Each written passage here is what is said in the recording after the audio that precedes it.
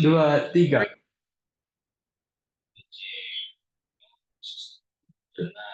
Aduh, salah. Oke, assalamualaikum warahmatullahi wabarakatuh.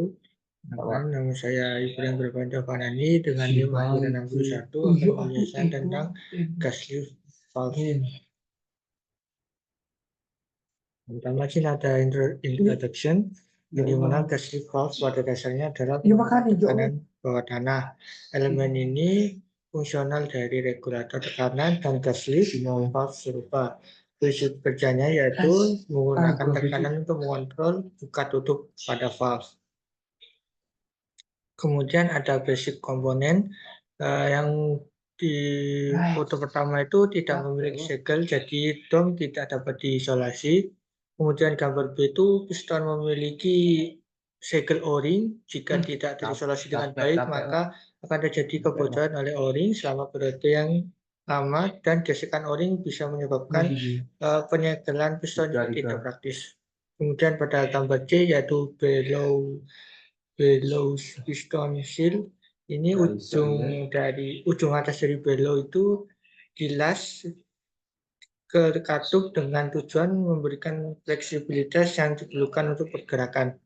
Untuk not di sini komponen dasarnya itu ada 3, ada bellows, fungsinya untuk menyediakan area sebagai tekanan bekerja dan menggerakkan stem.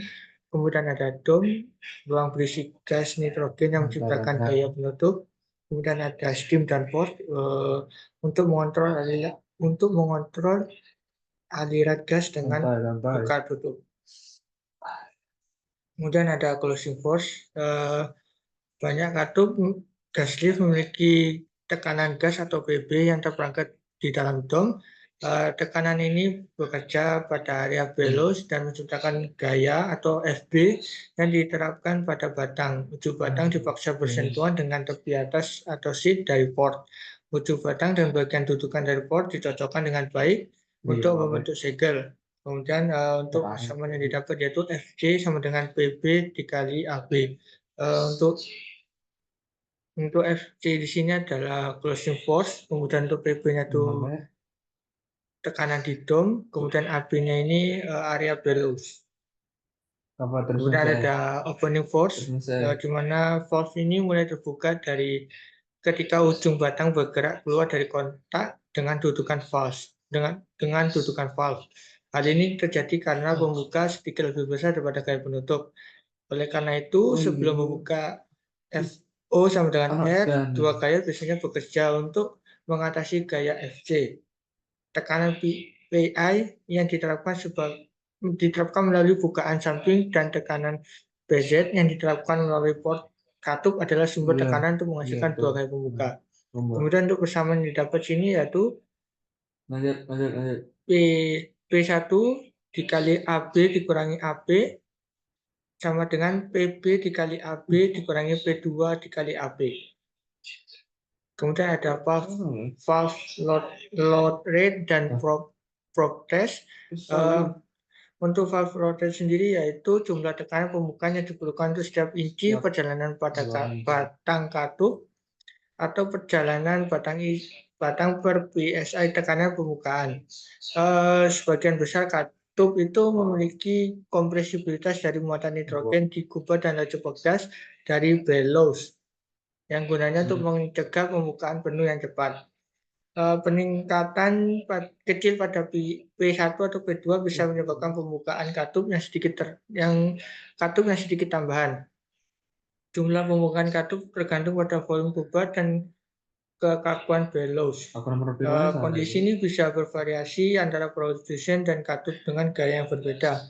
Katup kaku memiliki perubahan kecil dalam perjalanan batang buka dan tutup dengan peningkatan atau penurunan P1 atau PZ. Sementara untuk katup lunak ini memiliki perubahan yang besar dengan syarat desain gas lift bisa menentukan jenis katup yang dipakai. Dan uji probe digunakan untuk memperoleh laju beban dari desain katup tertentu.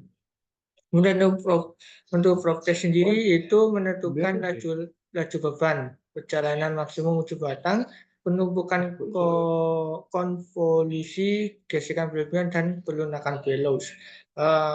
Hal ini melibatkan pemasangan mikrometer dan tipe kedalaman pada katup. Mengukur perpindahan ujung batang sambil menerapkan tekanan. Pengukuran perpindahan dilakukan pada setiap peningkatan tekanan, memastikan fungsi yang tepat dan keselamatan.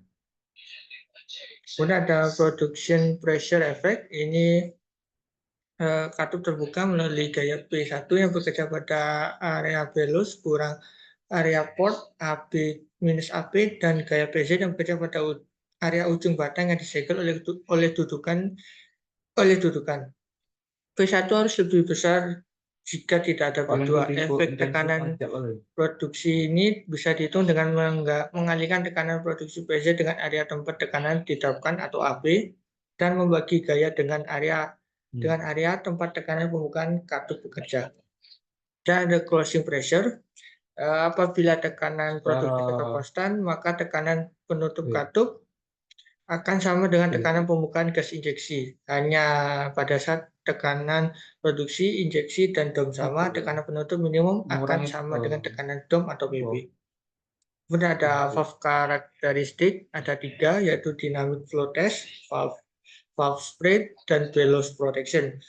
Dynamic flow test ini yang dimana uji aliran yang melibatkan mengalirkan gas melalui katup pengangkat gas atau gas lift dan mengukur aliran gas pada berbagai kondisi tekanan. Informasi ini didapat dari uji probe untuk katup tertentu, dan uji aliran dinamis bisa digunakan bersama-sama guna memprediksi aliran gas dan aksi katup pada kondisi yang berbeda dari kondisi uji. Untuk valve spread ini mengacu pada perbedaan antara tekanan injeksi dan tekanan gas lift selama injeksi dan pelepasan gas, yang mengakibatkan penurunan tekanan dari injeksi. Dan juga tekanan gas lift mengontrol tekanan gas yang paling ketat terputus di setiap silo. Apabila injeksi gas diberhentikan setelah operasi, maka penurunan tekanan di anulus harus menurun dari operasi ke penurunan tekanan di anulus. Hal ini meningkatkan penurunan tekanan di anulus. Kemudian untuk bellow protection ini untuk menggerakkan ujung batang yang sering terpapar tekanan eksternal yang lebih tinggi. Semua katup menggunakan perlindungan bellows agar mencegah kerusakan seperti pembatasan perjalanan, penghentian mekanis, penghentian hidrolik, penguatan dengan cincin penyangga, reformasi hidrolik dari convolutions, dan isolasi untuk mencegah variasi tekanan. Kemudian ada tipe gas lift valve. Yang pertama ada classification gas lift valve by application. Ini dibagi dua lagi, ada valve untuk continue flow, ada intermittent lift. Yang continuous flow ini digunakan untuk aliran kontinu, harus mengukur atau membatasi aliran gas. Volume gas yang disuntikan dikendalikan di surface atau permukaan. Kemudian untuk intermittent lift ini untuk digunakan mengangkatkan intermittent sepenuhnya terbuka selama injeksi dan menutup dengan cepat. Biasanya memerlukan volume gas besar dalam waktu yang singkat. Kemudian ada basic valve design. Di sini ada unbalanced pressure change valve. Ini menggunakan kuba yang diisi nitrogen sebagai satu-satunya elemen pemuatan untuk menyebabkan penutupan diarahkan pada katup ini. Kemudian ada unbalanced spring valve. Ini tidak diterapkan dalam katup dengan cara menyebabkan gaya penutupan. Apabila gaya spring dalam pon dibagi dengan area bebas dalam inci persegi, maka nilai tekanan dapat diperoleh. Tekanan ini bisa disebut sebagai spring pressure effect dan dilambangkan dengan PS. Tekanan sebesar ini yang ditempatkan di bellows akan memberikan gaya penutupan katup yang sama dengan spring. Kemudian ada other type of valve. Ini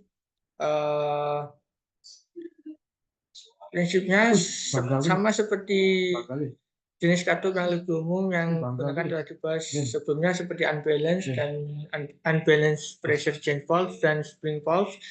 Cuman di sini tuh ada contoh tipenya, yaitu Warland retrievable valve dan mandrel, dan juga ada mandrel dan valve porting combination. Terima kasih, sekian dari saya. Wassalamualaikum warahmatullahi wabarakatuh. Langsung di cinema. Gila ada sih, Chan. Gila guys ya.